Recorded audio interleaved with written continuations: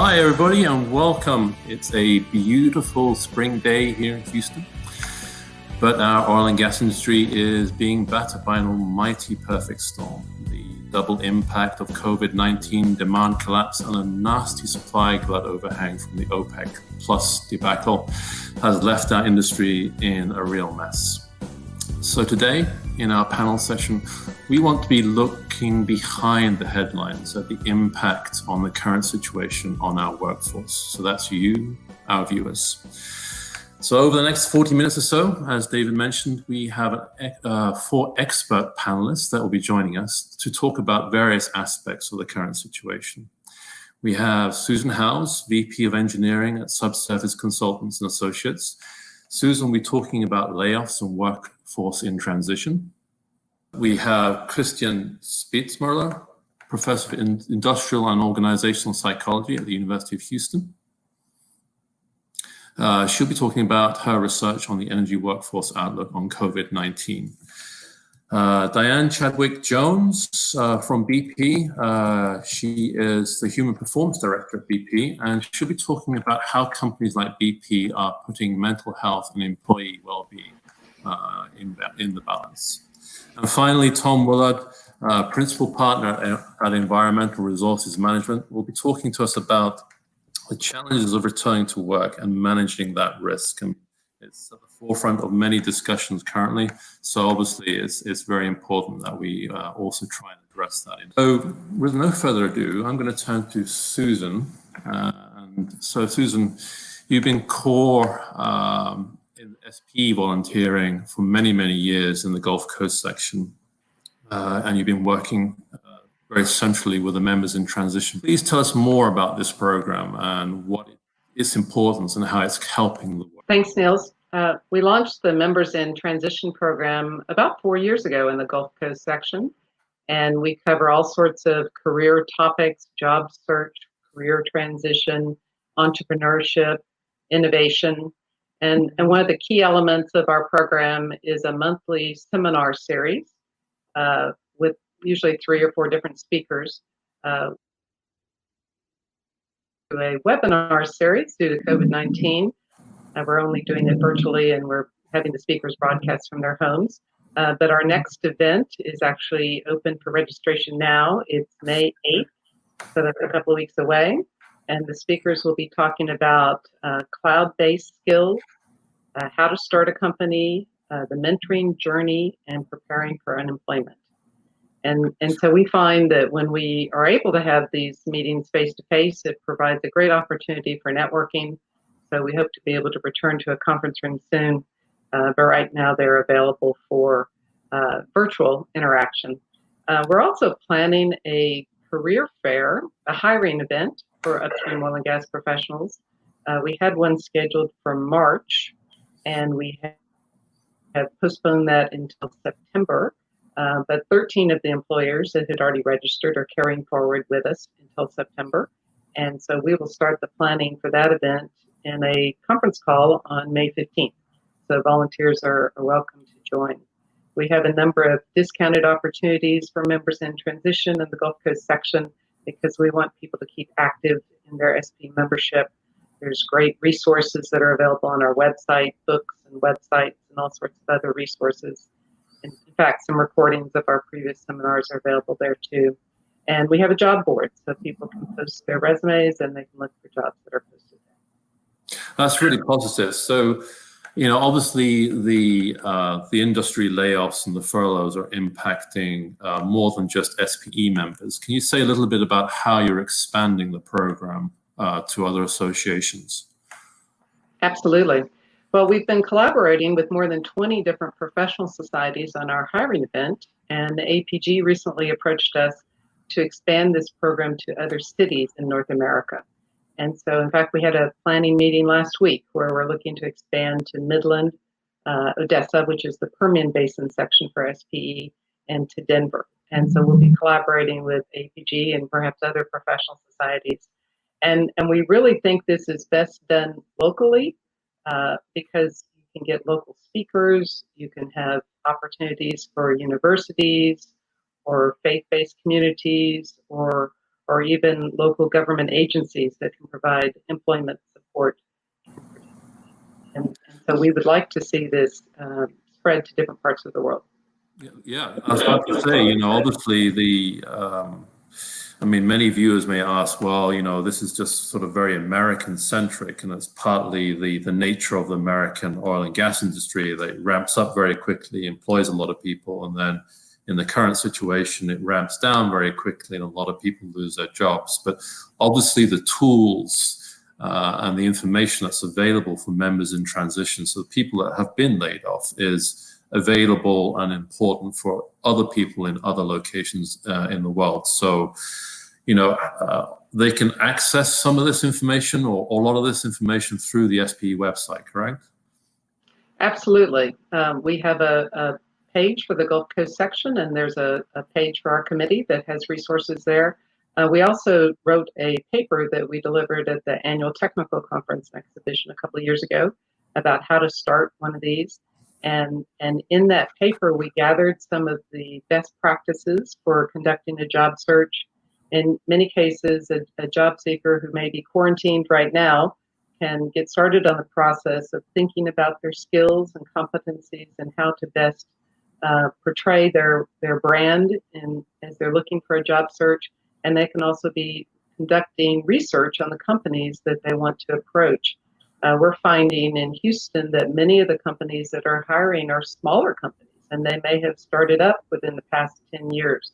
And so you're going to want to learn about them. And so contacting individuals who work there, or perhaps doing research about how they started and what their product lines are is a great way to spend your time while you're in quarantine. You also want to think about how you're going to use your network, because we all know the best way to land a job is to use your network to do that. So reach out to your contacts and let them know that you're in job search mode, and make sure that you expand beyond your immediate circle of friends to perhaps colleagues that you haven't talked to a while, and get back in touch with some of your former colleagues. Perhaps they'll be willing to give you references.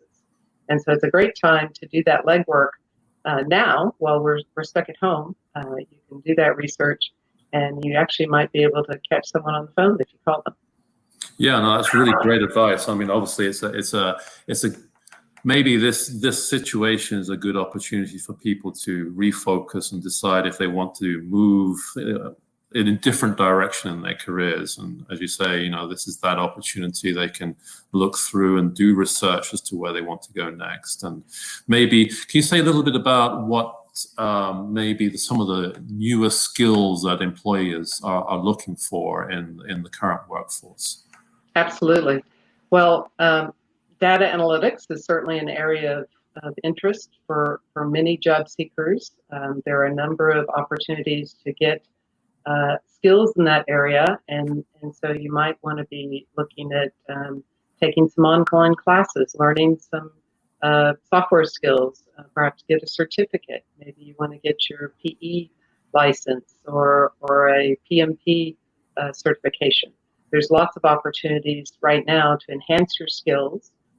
Within SPE, of course, we have the SP Connect communities. You can reach out and find out where the jobs are through colleagues there. There's SPE mentoring. We have virtual sections. They're called technical sections that you can collaborate with your colleagues in certain disciplines. And of course, right now there's a special in One Petro. You can get all those technical. Yeah, that's right. $5 price. So it's a great opportunity. So watch some of those webinars that are free for SP members and learn about some of the areas where you might want to advance your skills, and perhaps it's something in the area of business leadership and management skills that you might use to enhance your technical competence. That's great, thank you. Just one final question before we move on to Christiane. Are you seeing any similarities or differences with the current downturn compared with, say, 2014-15, apart from obviously the travel restrictions and the social distancing? I think the challenge with this downturn as compared to previous downturns is usually our advice to job seekers is get out of the house. go meet people for coffee, go to an SPE meeting, attend a conference. And you can't do that right now. You're constrained. And so now's the time to reach out virtually, use email and social media, and pick up the phone and contact your colleagues that you've worked with in the past, and plan ahead for times when we return to work. But now's the time that you can conduct your job search literally from your house. Okay, thank you, Susan. We'll come back to you later on in the broadcast. Want more insights from today's conversation? SPE publications cover all aspects of the upstream oil and gas industry, from technology and careers to production and operations. Learn more about our peer-reviewed journals, magazines, books, technical papers, and technical reports.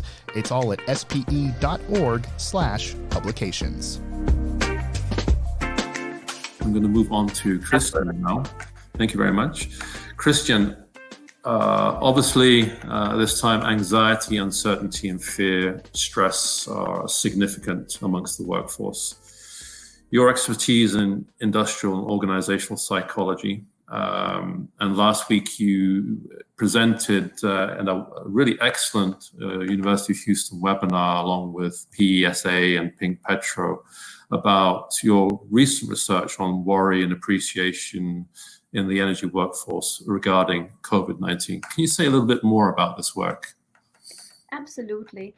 So like many of you, we were wondering what's going on in the energy industry. I mean, we hear, and I think Susan has provided some great comments about job insecurity and how we manage job insecurity in these days, and layoffs.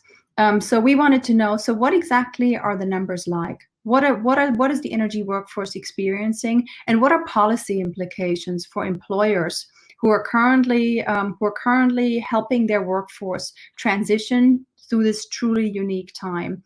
So one way that we wanted to see that was through a survey study. So we surveyed more than 450 people with an international research team partnering with Ramanan Krishnamurti at the University of Houston and Rona Flynn in Aberdeen. And there's a few things we wanted to look at. One of them was, is this crisis truly different from prior ones? I think all of us who've dealt with energy workforce issues for many years are used to, like Nils is elaborating on, the boom and bust cycles that are part of this industry. So we asked people how they felt about the long-term prospects of this industry, and we also took a look at, so people who are much older, who've been in the industry longer, do they feel differently about this crisis than people who've only recently entered? So in other words, has experience with prior shocks prepared people for the current experience? And the answer to that is no, that this is really truly unprecedented for people who've been in the industry for a very long time, as well as obviously for people who joined more recently. What we also took a close look at is, what do employees think about how their employers on average have handled this crisis? And interestingly, the reactions were much more positive even than we had expected. So there were close to 90% of employees who said their employers indeed have been pretty effective in managing this situation and helping them through it. So we took a closer look, running some data analyses, examining what exactly do companies do where employees feel they're highly effective in managing this crisis and in helping employees through it. And we found that 3 factors really indeed matter.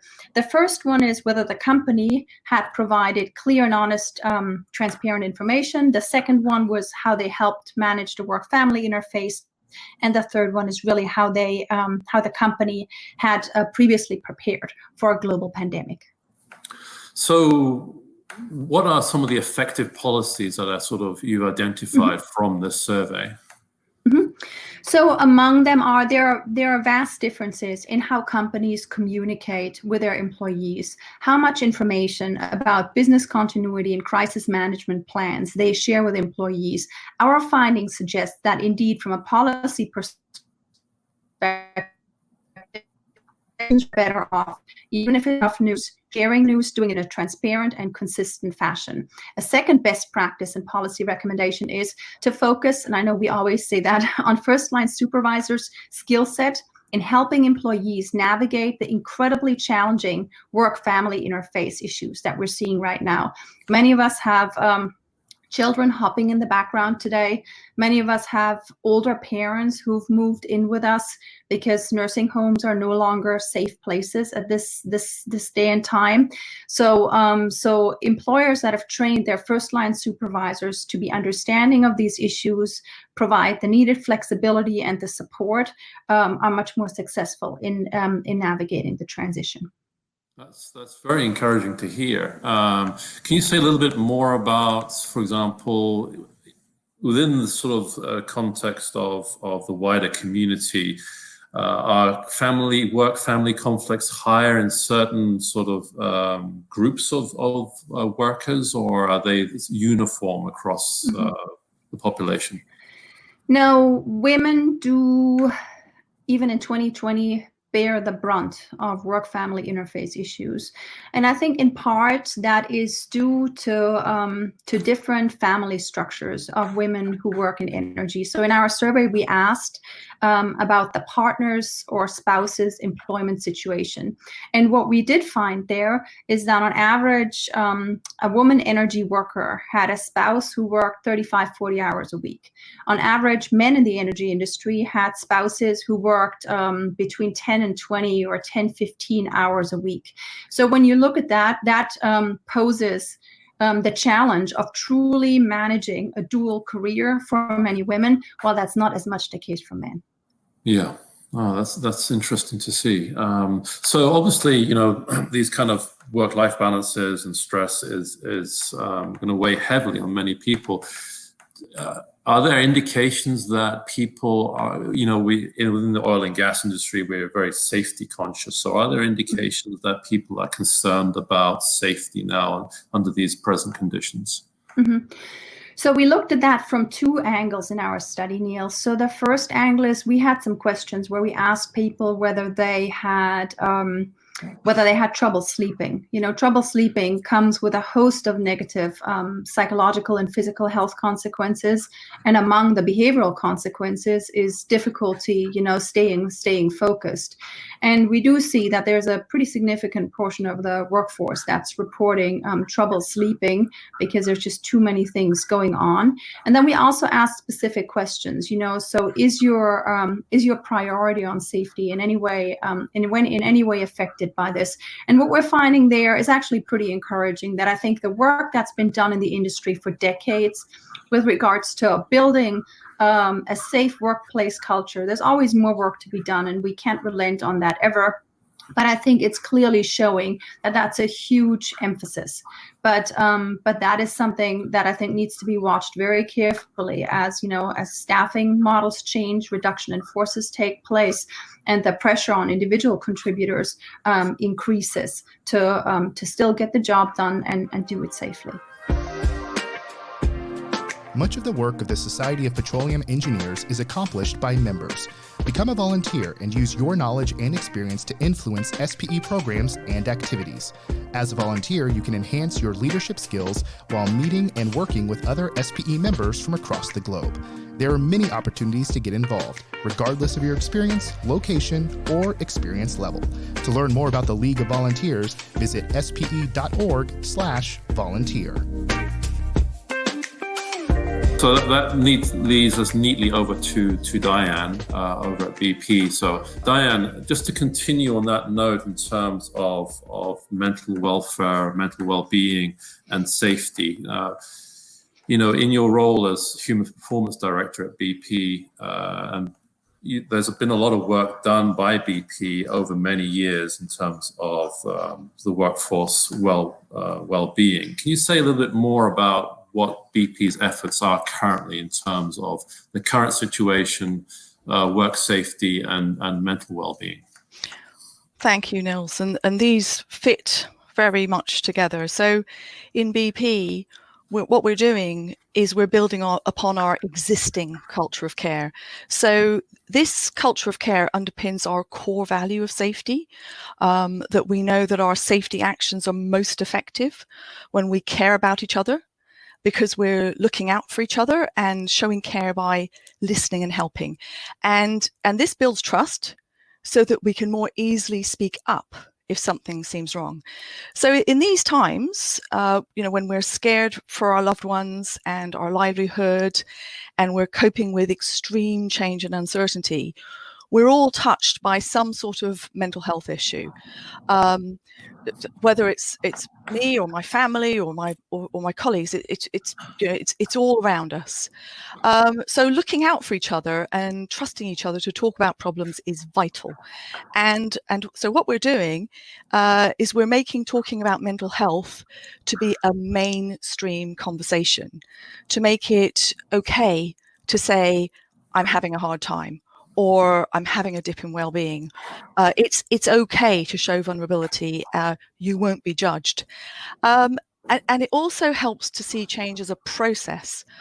I found the Kubler-Ross change curve to be useful in making sense of this. So there's defined stages like denial, anger, depression, which is a big dip, acceptance, and we all go through these stages. It's normal.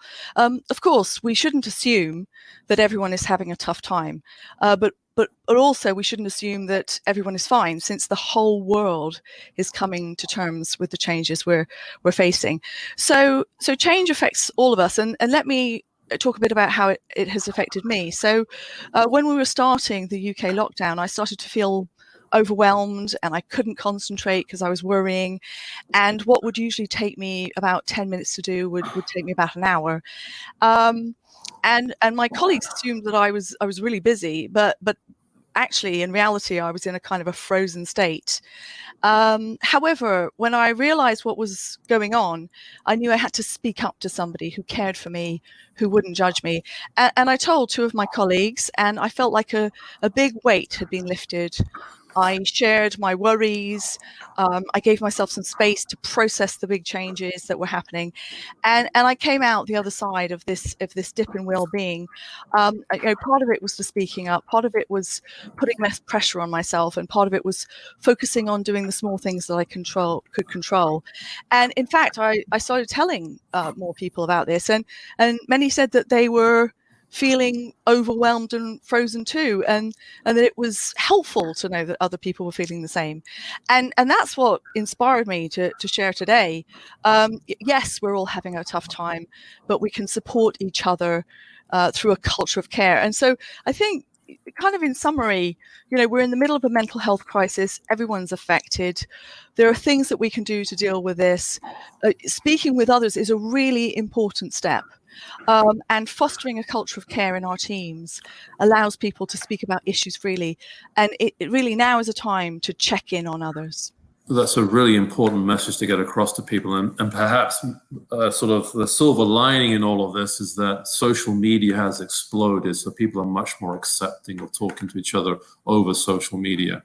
And in terms of mental health, I mean, to misquote Thomas Jefferson for a moment, all men and women are created equal. But in terms of mental health, we're not all equal, right? We react in different ways to different, or to the same stressful situations. So, as you say, it's very important to reach out and communicate and talk to our work colleagues to make sure that they are well and are coping, and that they can openly talk about some things.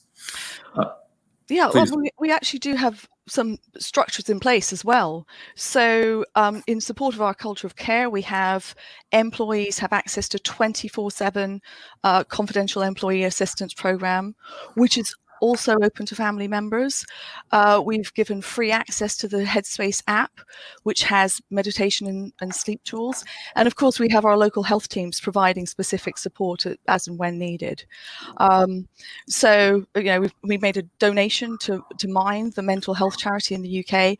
And also our CEO and chairman have actually donated 20% of their salary to mental health charities. So we're really bringing this to the forefront and having it as an everyday conversation rather than something that in the past may have had some sort of stigma.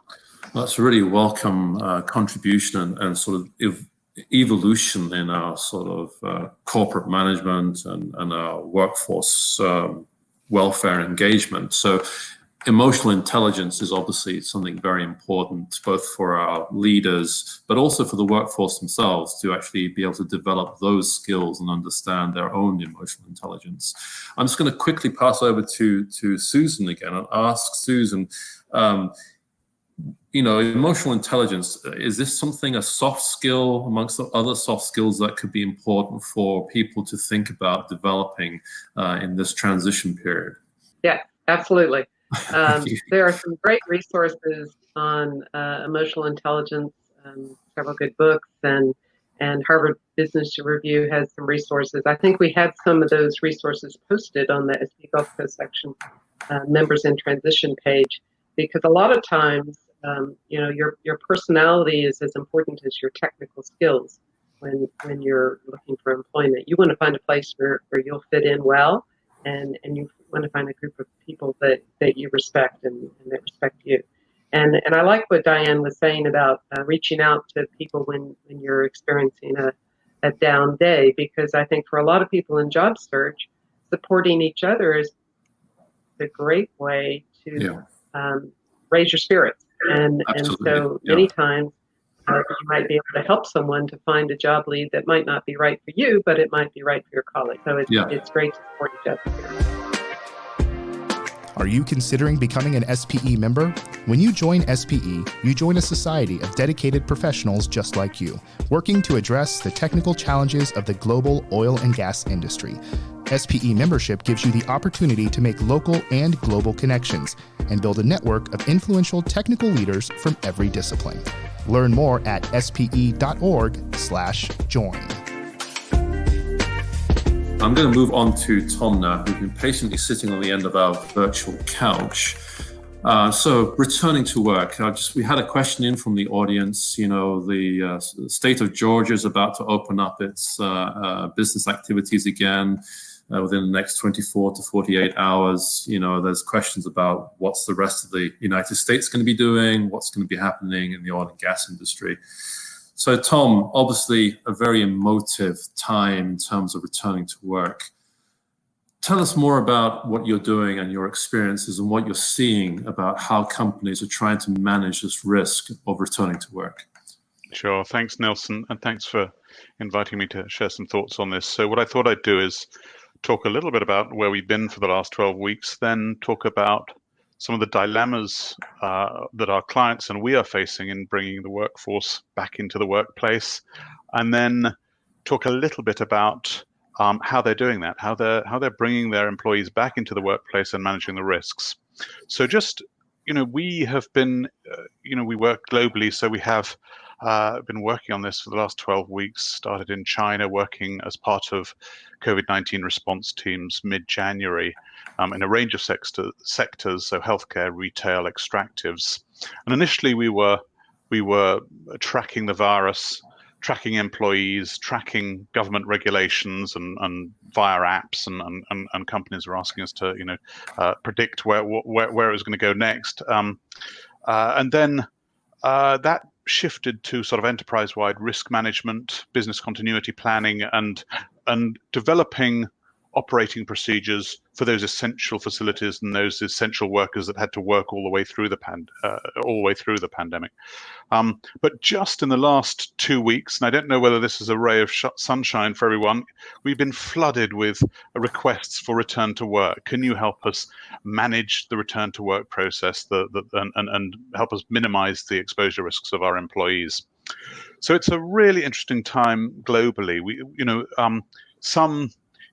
Some workers are protesting because they're desperate to get back to work, and others are protesting because they don't feel they're being adequately protected in the workplace. And in terms of health and safety, the rules haven't changed. Leaders have to do three things: provide a safe workplace, provide workers with the tools and training and guidance to work safe, and then monitor that work is being done safely.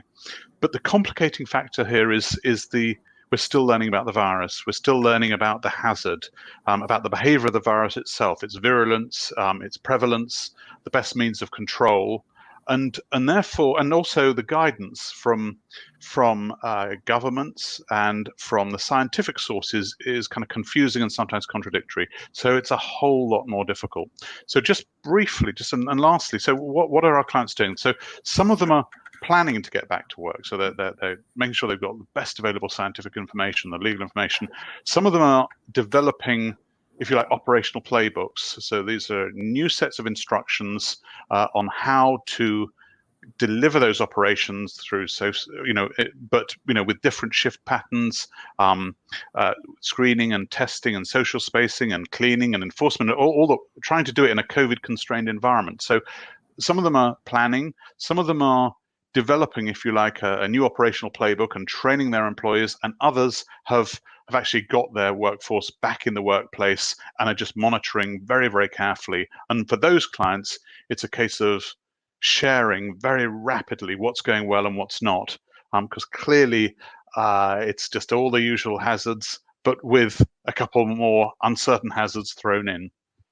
Yeah, that's very interesting. So obviously, many business leaders are having to balance the equation of risk management, risk aversion in a way, versus continuity of the business. So, and oil and gas, we in many locations in Texas, in other states from the United States, and other countries, oil and gas workers are seen as essential employees, so they are at work in the workplace. At the same time, oil and gas companies have a lot of people either laid off or furloughed or working from home in isolation. So that adds a complexity to the picture. So in terms of risk management, how is that going to be managed, getting these different groups together again? Well, I mean, the companies we're working for, all I can say is not easy, particularly because, first of all, there's gaps in the workforce. There are some workers have been laid off, others are sick, so won't be coming back to work. And in other cases, there's a lot of cross-skilling needed to be done because we need more of this kind of skill and less of that kind of skill. So actually plugging the gaps is one thing, plugging the skills gaps is one thing, and actually retraining people is another. And then, actually, what's your contingency? So if you're working in shifts or in pods and one pod gets an infected worker, then that group of people have to be quarantined. So you have to have a backup. So this it's doable. It's absolutely doable. And again, I'm not just talking about oil and gas. I'm talking across sectors, but it needs to be incredibly well planned, with very clear instructions, extremely good training, and the usual sort of hierarchy of risk control has to be applied. So if you can eliminate the hazard by doing something automated or remotely, or engineering controls with partitions and ventilation, and then you've got administrative controls, and actually your last resort is actually PPE. So the strange thing is everyone's desperately chasing PPE, but actually if you just apply normal risk management processes to trying to eliminate, engineer out and administrative controls, it's not all about do we have the PPE to last to get back to work. But many organizations are managing to get their workforce back to work quickly, and there will obviously be commercial advantages to doing that. But you need to have the test kits. You need to have the test kits, and you need to have the screening, and you need to have the systems in place, and you need to use technology to enable your workforce to work safely in the new normal. Yeah, I really liked your point there about it's not all about PPE, but it's about proper processes, and a very significant part of that is the communication of those processes and the procedures that are about to take place to the workforce. What can the workforce do to support their management? We heard from Christiane earlier that the workforce have been, from her survey, the the workforce has seen generally very positive to how management have dealt with the situation currently. But what can the workforce do to support their management in this situation? So, well, in some, I talked about a sort of operating playbook. In some of the companies we're working for, the workforce is actually developing that playbook. They're coming up with the ideas of how to do social spacing, how to do proper screening, how to, they're actually involved in developing the solution. So that they're involved in working in this new normal situation, coming up with ideas. And actually, that's obviously when it comes from the front line, those are going to be most exposed to the hazard, the virus. Getting their feedback and input to this process is incredibly important. The other thing is so helping design, if you like, the new playbook. The other thing is actually, and it's been said earlier, the cross-skilling. So we've got clients that haven't got enough truck drivers, so they're retraining bus drivers to become truck drivers. There's a real, it's that there are gaps in workforces that it's very volatile, and there are plenty of gaps opening up. So reskilling and cross-skilling and learning new skills is vitally important. Thank you very much. I'm going to bring in Diane and Christiane here at this point. So Diane, Christiane, from your perspectives, return to work, just briefly, what are your observations about what Tom said and just generally returning to work?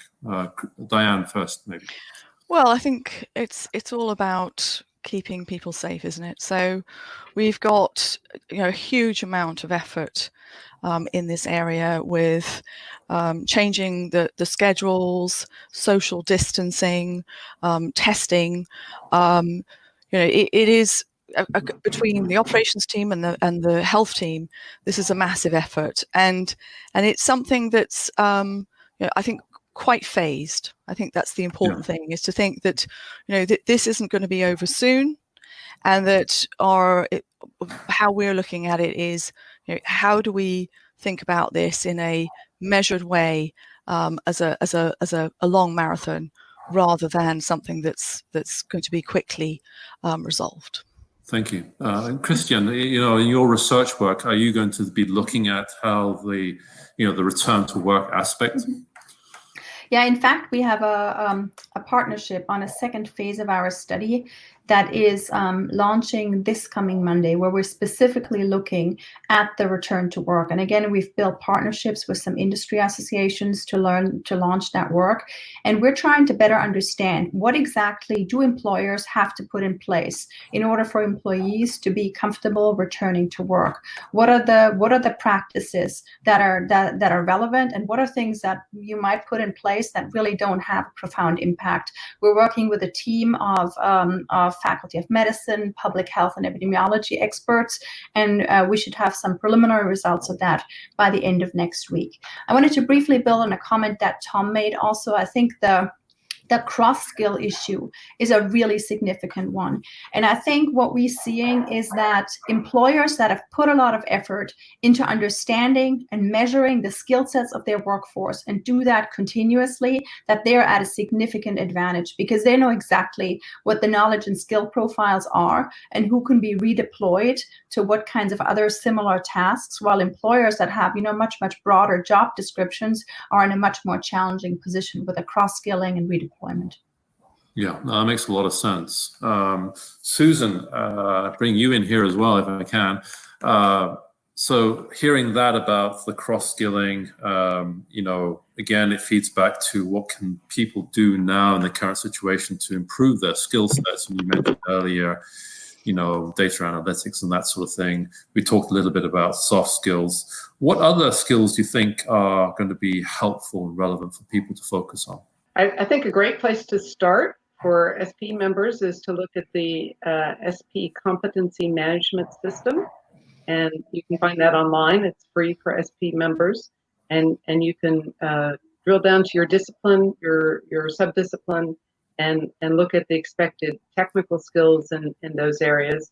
Other resources that we have are put out by SPE's Business Management Leadership Program, and that may include some of the soft skills. For instance, I'm a distinguished lecturer this year on ethics, and although my tour was cut short, Because of COVID-19, I was able to record my lecture in a webinar, and now it's available free on demand for SPE members.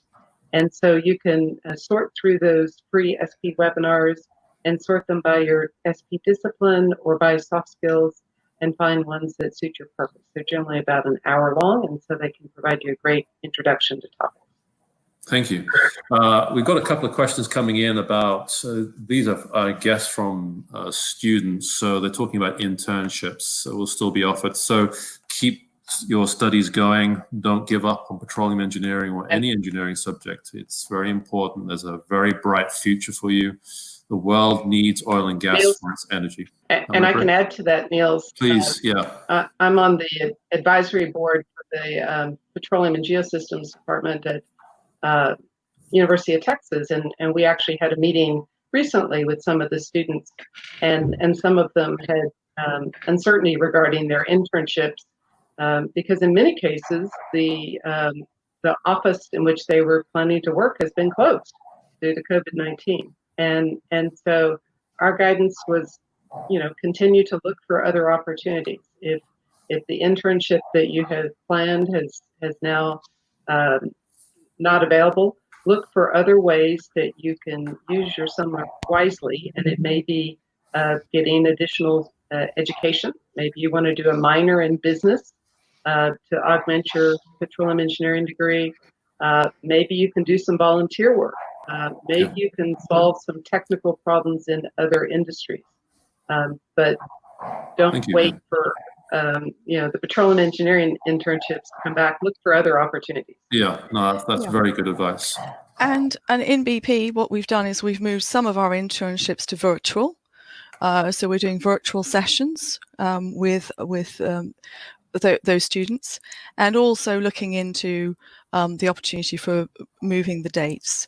So that's the current state at our end. But obviously, it's a relatively fluid situation in terms of how things are going to work out. But we're literally just going into these webinars and day in the life and interacting with leaders in BP, all in a virtual space over a series of weeks. That's what we're up to at the moment. Thank you. I mean, that's sort of the message there then is be patient, be persistent, and be resilient, and don't give up on what you're doing. Be strong about it. One final question to you, Susan. Obviously, a very tumultuous time, but given your experience, are you optimistic about the future for oil and gas? Absolutely. We have a strong industry. Our industry provides the resources that power the world, and we will come back, and it's needed for our standard of living. And so as a professional society, we need to support each other. And that, resilience is important, that we collaborate together and make sure we're supporting each other through this very difficult time. And I think in many cases as leaders, it takes courage to lead a team through this big of a crisis. And so support your leaders, leaders be transparent in your communications. And I think we will be back. There will be opportunities in the future. Thank you, everybody. The panel, we could talk forever about this. I mean, there's a lot of very interesting discussions. So just to the audience, there's lots of links for everybody to look at the end of the broadcast. But once again, to all our panelists, Susan, Christiane, Diane, Tom, thank you very much for your contribution to an excellent discussion. All right, thank you. Goodbye from us. Have a great day. Stay safe. Thank you.